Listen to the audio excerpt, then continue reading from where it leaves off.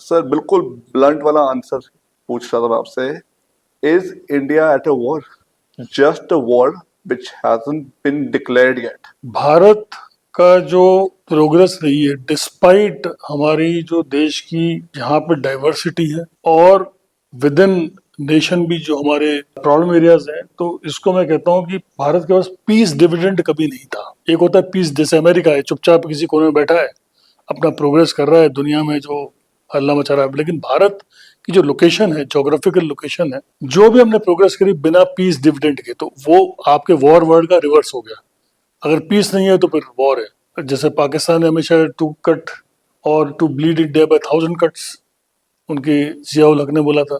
तो कुछ ना कुछ पिन प्रिक्स, कोई ना कोई इश्यूज रोज चलते रहते हैं। इधर आप देखिए तो बांग्लादेश में भी जब बीच में सत्ता गई थी, जो उनके प्राइम मिनिस्टर को हटाया गया, तो उसके बाद वहां पे भी एंटी इंडिया जो है सेंटिमेंट्स बहुत ज्यादा रेज हुए। जी। जबकि देखा जाए शेख हसीना ने भारत में ले रखी है हाँ जी। रिफ्यूज, लेकिन सारे के सारे जो सेंटिमेंट्स थे वो वहां पे लोकली भारत के विरुद्ध, जबकि भारत की वजह से ही वो आजाद एक देश बना 1971 में। जी। हमने उनको आजाद कराया, लेकिन आज वो वहां पे हमारे विरुद्ध खड़े हुए। भारत हमारा अनग्रेटफुल। ये कर रहा है, वो कर रहा है, वो वेरी थ्रेट है। Very ungrateful. म्यांमार, आप जानते हो कि वहां पे मिलिट्री रूल है, बट क्योंकि मिलिट्री रूल ही वहां रहेगा, वो वहां की जो सिस्टम है वहां का, उनकी पार्लियामेंट में भी अगर पता हो आपको, तो 25% परमानेंटली मिलिट्री के लोग बैठते हैं पार्लियामेंट के अंदर, उनकी वहां चलती है। जब नहीं चलती है तो फिर ऑंग सू कोई जो वहां पे उसको हटा के खुद रूल चला लेते हैं। तो वो हमेशा थ्रेट रहेगा, बिकॉज चाइना है, वो वहां से भी कुछ नहीं करते। एक स्ट्रिंग ऑफ पर्ल्स बोलते हैं, अगर आपने नाम सुना हो, अच्छा। String of pearls. एक तरीके से चाइना भारत को घेरने की पूरी कोशिश कर रहा है, और जो भारत के चारों तरफ देश हैं एक मोती की तरह, उनसे दोस्ती करके आगे, तो उसको स्ट्रिंग ऑफ पर्ल्स बोलते हैं। जैसे श्रीलंका में उन्होंने एक पोर्ट बना दिया हम्बन टोटा में, हाँ जी। या पाकिस्तान में ग्वादर में पहुंच गए, अब या वो रेलवे लिंक कनेक्ट करने की टॉक्स पे है। वो सब सब चल रहा है। तो इसको हम बोलते हैं स्ट्रिंग ऑफ पर्ल्स। तो भारत भी उसको फिर जवाब देने की कोशिश कर रहा है, भाई गार्लैंड या नेकलेस हम भी बना रहे हैं उसके विरुद्ध। जो चाइना के विरुद्ध देश हैं हम्म। उनसे हम दोस्ती कर रहे हैं। वियतनाम हो गया, ताइवान। फिलीपींस हो गया, ताइवान हो गया। ताइवान का भी बड़ा इंटरेस्टिंग, बिल्कुल आप शायद बताइए सर। जानते हो, बिल्कुल बताइए। चाइना और ताइवान 48 49 तक एक ही थे, और वहां पे कुमनथांग नाम की एक पार्टी हुआ करती थी। अच्छा। चिंग शाई के वो उसको रूल करा करते थे। जब तक कि जापान वर्ल्ड वॉर तक उन पर अटैक करता रहा, तो ये वहां की जो कम्युनिस्ट पार्टी और केएमटी कुमनथांग पार्टी आपस में दोस्त बन के जापान से लड़ रहे। जैसे ही जापान में लटे, दोनों पार्टियां अलग हो गई, और जो कुमनथांग रूल कर रही थी और कम्युनिस्ट पार्टी बाहर थी। इसके बाद दोनों के बीच में लड़ाई हुई, दोनों की अपनी आर्मी खड़ी हुई, और कुमनथांग पार्टी वाले भागे यहाँ से। सब अच्छा। सोना गोल्ड वगैरह लेके गए और वो ताइवान चले गए, जो कि उन्हीं का हिस्सा है। लेकिन वहां पे कुमनथांग के लोग, सॉरी, इनके लोग बैठे थे। अच्छा। तो जब वहां पहुंच गए, तो 1971 तक यूनाइटेड नेशंस भी इस ताइवान को ही मेन चाइना मानता था, आरओसी, रिपब्लिक ऑफ चाइना मानता था। हम्म। और जो प्रेजेंट मेनलैंड चाइना है, पीआरसी बोलते, पीपल्स ऑफ चाइना, उसको चाइना नहीं मानते थे, जो यूनाइटेड नेशन में जो सीट हाँ जी। होती है। ठीक है ना। 71 में अमेरिका ने बोला कि यार ये छोटा सा ताइवान है, इससे कोई फायदा नहीं है। उन्होंने दोस्ती कर ली, मेनलैंड चाइना को, जो पीआरसी को बना दिया असली चाइना, और आरओसी को हटा के डी रिकॉग्नाइज कर दिया। तो दोनों जो है, चाहे जो ताइवान में बैठे हैं और जो चाइना में, दोनों अपने आप को ये कहते हैं कि ये पूरा चाइना हमारा है। ताइवान वाले भी कहते हैं ये चाइना हमारा है, ये भी कहते हैं हमारा है। ताइवान में डेमोक्रेसी आ गई है, हाँ जी। लेकिन चाइना में तो आपका कम्युनिस्ट रूल है ही है है उसके भी अंदर। है भी। तो अब समस्या ये है कि चाइना ये चाहता है कि जो ताइवान है उसको दोबारा से हम अपने में मिला लें, बिकॉज वन चाइना पॉलिसी अगर सुना होगा हाँ आपने, जी। वन चाइना में ताइवान आता है, हांगकांग आता है, मकाऊ आता है, भारत का जो कैप्चर्ड एरिया है, चाहे वो अक्साई चीन है, वो आता है, साथ साथ आपका अरुणाचल प्रदेश भी आता है। अरुणाचल प्रदेश को लेके काफी। उसको भी अपना ही मानते हैं वन चाइना। जो वन चाइना को नहीं मानेगा, चाइना उसको सपोर्ट नहीं करता। मैं तो सर 1 साल रहा हूँ अरुणाचल में। मैंने 1 साल काम किया रहे हो? अरुणाचल में। हाँ अच्छा, जी। गुड। हमने वहां पे प्रोजेक्ट किया था। कहाँ पे, किस क्षेत्र में? ईटानगर। अच्छा, हाँ कैपिटल जी। में। ईटानगर में था अरुणाचल में। पाकिस्तान की तो वही प्लेबुक है कि low intensity conflict, terrorist activities, Kargil से लेके पुलवामा तक, और अभी तक वो उसी के थ्रू इंडिया को अटैक करता रहता है। वही अपने वो शेमलेस एक्ट्स अपने करता रहता है। चाइना का की स्ट्रैटेजी बहुत ज्यादा डिफरेंट है। चाइना इंफ्रास्ट्रक्चर, डेड डिप्लोमेसी, सलामी स्लाइसिंग, ये वाली वॉर टैक्टिक्स अपनाता है। इसके बारे में हमें कुछ बताइए कि ये किस लेवल पे चाइना स्ट्रेटेजाइज कर रहा है अगेंस्ट इंडिया। देखिए, चाइना का जो थॉट प्रोसेस है शुरुआत से बहुत क्लियर रहा है। जब से जो कम्युनिस्ट पार्टी आई है, पहले चाइना बड़ा छोटा सा जगह पे था, अगर आपने ध्यान दिया हो। जो ग्रेट वॉल ऑफ चाइना अब तक हाँ जी। चाइना था, फिर बाद में अपर मंगोलिया भी ले लिया, इधर तिब्बत भी ले लिया, जिंकियांग भी ले लिया इन्होंने, ठीक है। और दूसरी तरफ फिर मंचूरिया वगैरह, ये सब अपने में मिला के चाइना बढ़ाता है। तो एक्सपेंशनिस्ट पॉलिसी इनकी शुरू से है। अब आप लोग जिंकियांग या तिब्बत क्यों लिया उन्होंने? तो कारण होना चाहिए क्योंकि भाई तिब्बत में ऐसा कुछ है नहीं, लेकिन Tibet is the water source. वहां पे एक तारिम बेसिन है जहां से रिवर्स वगैरह स्टार्ट होते हैं। तो वाटर सोर्स इनके कब्जे में ले लिया इन्होंने, जिससे कि नदियों में पानी आता रहे और काम आता रहे, कंट्रोल में रहे। जिंकियांग क्यों लिया, जो कि मुस्लिम डोमिनेटेड इलाका है, क्योंकि वहां से कनेक्टिविटी मिलती है to get into the Middle East, ठीक है। अक्षय चिन्ह क्यों लिया फिर? हमारा भारत का अक्षय चिन्ह 62 में क्यों लिया? क्योंकि जिंकियांग से तिब्बत आने का शॉर्टेस्ट रास्ता है वो अक्षय चिन्ह से, वो ले लिया। पीओके में ऊपर एक सक्सगम वैली है, वो पीओके से ले ली इन्होंने। तो उनका बड़ा क्लियर है, जो सलामी की बात करना आप, कि पहले तो चीन बोलता था कि जो तुम्हारा है तुम्हारा है, जो मेरा है मेरा है। फिर बोला कि जो तुम्हारा है उसमें से थोड़ा मेरा है। अब बोलता है जो तुम्हारा है वो सारा मेरा है। और सलामी स्लैजिंग उनका सिस्टम क्या है, वो धीरे धीरे धीरे धीरे आगे बढ़ते रहते हैं और अपना कब्जा बढ़ाते रहते हैं। जैसे जो लद्दाख की साइड भी है, LAC, LAC line of actual control, line of action वो डिफाइंड नहीं है। डिफाइन। पाकिस्तान के साथ डिफाइंड है, LOC है, लाइन है, उसमें LOC की वैल्यू IB की तरह, यहाँ नहीं है ऐसे। तो यहाँ जिसका जो कब्जा है उसका है।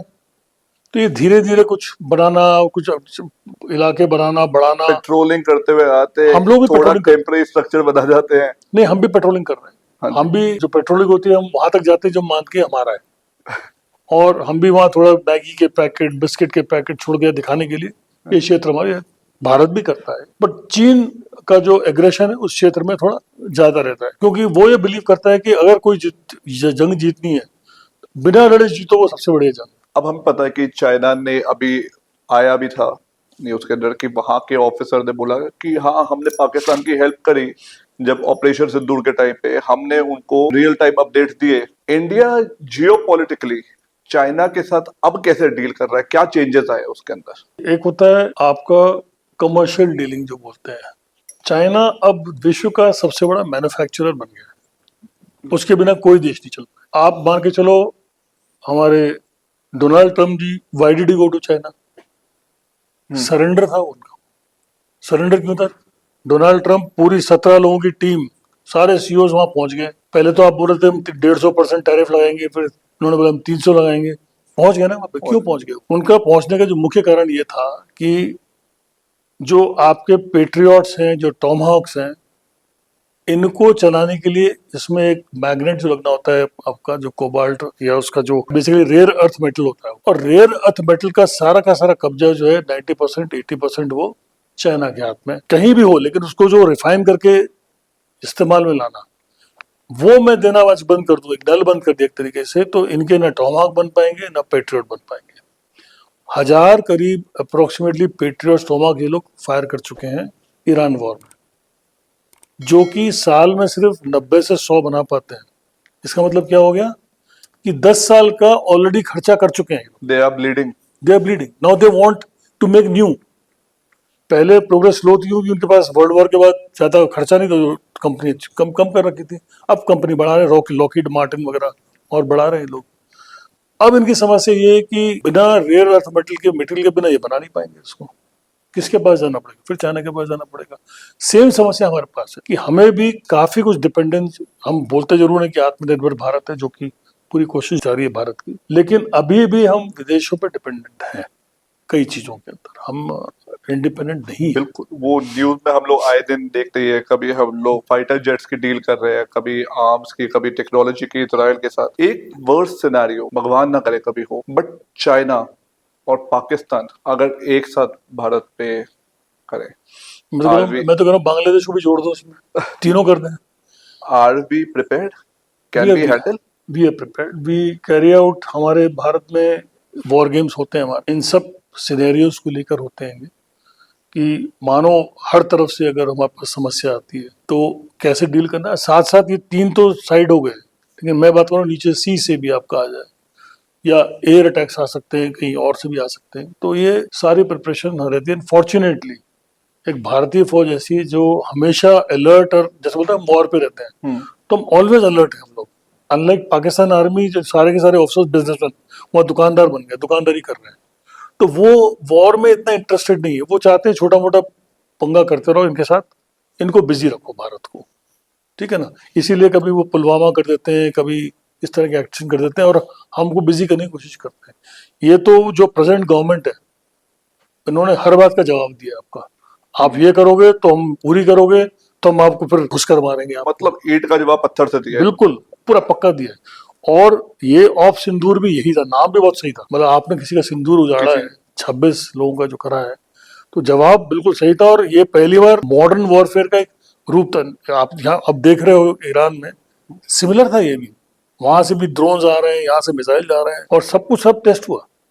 तो आप बोल रहे हो ना चीन सपोर्ट किया, उनके मिसाइल, उनके वहां पे रडार से उनके सब कुछ करा है, तो भारत ने सब कुछ डिस्ट्रॉय किया वहां पे, तो हम डील करेंगे इनको। मेरे को कोई इसमें समस्या लगती नहीं कि नहीं डील कर पाएंगे इसको।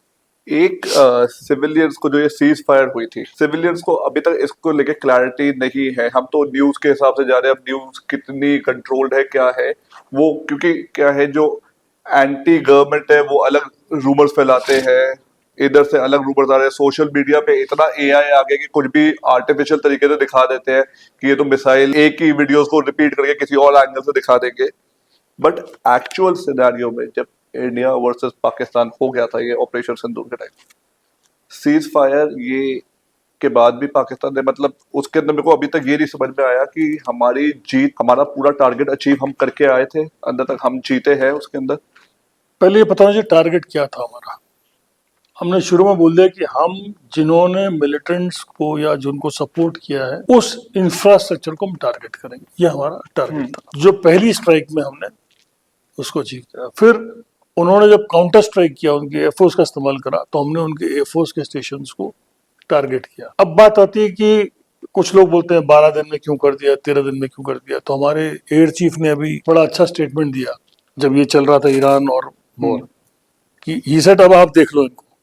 अब अमेरिका को, ईरान को ये नहीं पता कब रुके और कौन रुके, बिकॉज हर एक की इज्जत का सवाल आ गया। We knew when to stop, क्योंकि वॉर को कंटिन्यू रखना वो बड़ा कोई रोमांटिक सी चीज लगती होगी बाहर बैठ के, बट उसमें जो एक्सपेंडिचर आता है, देश की इकोनॉमी में जो इफेक्ट आता है। अब आप देख लो लड़ाई हो रही है गल्फ में, रेट्स यहाँ बढ़ रहे हैं, महंगाई यहाँ बढ़ रही है। कोई भी कंट्री जब वॉर पे जाती है तो कहते हैं, मतलब अगर फुल फ्लेज वॉर है, कई साल, 5 साल 7 साल पीछे चली जाती है इकोनॉमिकली। अब हमारा टारगेट है इकोनॉमिकली बढ़ना, साथ साथ अपने को बचाना है हमको। इतना काफी था कि हमने उनके टारगेट्स को कर दिया और मार दिया। ये बोला कि ऑफ सिंदूर अभी भी जारी है, हमने खत्म नहीं करा, मतलब ऑफिशियली हमने डिक्लेयर नहीं करा, उसको क्लोज करा। तो मेरा ये मानना है कि इतना काफी था उनको सबक सिखाने के लिए। अगली बार होगा तो फिर देखेंगे। You can not, when do you stop वाली बात है। क्या देश को पूरा डिस्ट्रॉय करके रोकोगे आप? कैसे रोकोगे बताइए। या कुछ लोग कह रहे थे कि गिलगिट बाल्टिस्तान को अलग कर दो, पीओके को वापस ले लो, ये सब कर दो, या बलूचिस्तान को अलग कर दो, क्योंकि बलूचिस्तान वाले चिल्ला रहे थे, बीएलए वाले। ये सब कहना आसान है, ये फुल फ्लेज वॉर होता है। एक हमने ह्यूमैनिटेरियन ग्राउंड नहीं छोड़ा, हमने उनके रेजिडेंशियल एरियाज में नहीं किया, हमने जहाँ पे मिलिटेंट्स थे उन एरियाज पे अटैक किया, उनके एयरफोर्स बेसेस वगैरह पे अटैक किया। उनके जब स्वॉर्म ड्रोन्स आ रहे थे, हमारे सुदर्शन चक्र का क्या रोल था? हमारा सुदर्शन चक्र, जो इजराइल वाले जिसको आयरन डोम बोलते हैं, या अमेरिकन जिसको गोल्डन डोम बोलते हैं, सुदर्शन चक्र एक हमारे डीआरडीओ द्वारा डेवलप करा हुआ सिस्टम है। एक इंटीग्रेटेड एयर डिफेंस सिस्टम है। इंटीग्रेटेड का मतलब है जिसमें एयरफोर्स भी इंक्लूडेड है। इसके अंदर पहले क्या हुआ करता था कि कोई भी, जैसे कोई अटैक आ रहा है दुश्मन का एयर डिफेंस के लिए, मैनुअल लोग मैसेज पास करते थे, फिर मैनुअली हम बताते कि ये पर्टिकुलर मिसाइल फायर करो या ये पर्टिकुलर वेपन को फायर करो। ये कंप्लीटली एआई जनरेटेड है। इसके अंदर आपको मैनुअली करने की जरूरत नहीं, एक्सेप्ट जो लास्ट बटन आपने दबाना है वो फिजिकल है, लेकिन सब कुछ विद इन सेकेंड्स। जिसको जो एक्शन लेना है उसके पास मैसेज पहुंच जाएगा, उसने सिर्फ बटन दबा के उस एक्शन को लेना है। पहले अपने पास L-70 गन्स हुआ करती थी अच्छा, एयर डिफेंस के लिए। ऊपर आपने देखा होगा बंदा गोल गोल घूम रहा है और फायरिंग कर रहा है और कर रहा है। तो पहले वो जो आप फायरिंग करते थे रैंडम, उसमें दुश्मन का एयरक्राफ्ट पहले कंपैरेटिवली स्लो चला करते थे वर्ल्ड वॉर के दौरान या इसके बाद जो है। अभी स्पीड बहुत बढ़ गई है मैक्स में और काफी आगे चली गई है। तो जो L-70 गन जो कि वर्ल्ड वॉर उसके बाद के आसपास की गन्स है, ये एक तरीके से जो है आउट ऑफ फैशन हो गई थी और नए नए सिस्टम्स आ गए थे। लेकिन अभी ड्रोन्स जो आ गए हैं स्पीड इनकी स्लो है, तो ये जो गन्स हैं जो एक टाइम पे यूजलेस लग रही थी सबसे ज्यादा यूजफुल इस टाइम आई ड्रोन्स को या कामिकाज़े ड्रोन्स को, इनको हैंडल करने के लिए। इनकी स्पीड काफी स्लो होती है। इफेक्ट हाँ थोड़े बहुत ड्रोन्स उनके थे वो इंडिया में गिरे हैं, बट किस्मत अच्छी रही कि कहीं कोई ऐसी कैजुअलिटी नहीं हुई जिसको हम रिपोर्ट कर पाए। और इसका मतलब ये है कि अब हमें अपने सिस्टम को और मजबूत और स्ट्रॉन्ग करना पड़ेगा, और इतना स्ट्रॉन्ग करना पड़ेगा पॉसिबली कि जब वो वहां से टेक ऑफ करे या हमारे बॉर्डर तक आए तो उसको वहीं के वहीं उसको डिस्ट्रॉय कर दे। इस बार कुछ ड्रोन जो हैं पार करके आगे भी गए थे लेकिन कोई खास नुकसान नहीं कर पाए, क्योंकि हमारा जो इंटीग्रेटेड डिफेंस सिस्टम था वो बहुत ही कामयाब रहा। आकाश तीर बोलते हैं, बड़ा छोटा सा गाड़ी के अंदर सब कुछ सिस्टम है, सब अच्छा। AI जनरेटेड है। अच्छा। एंड जो मैनुअल वाला पार्ट था वो कम्प्लीटली हमने आउट कर दिया है।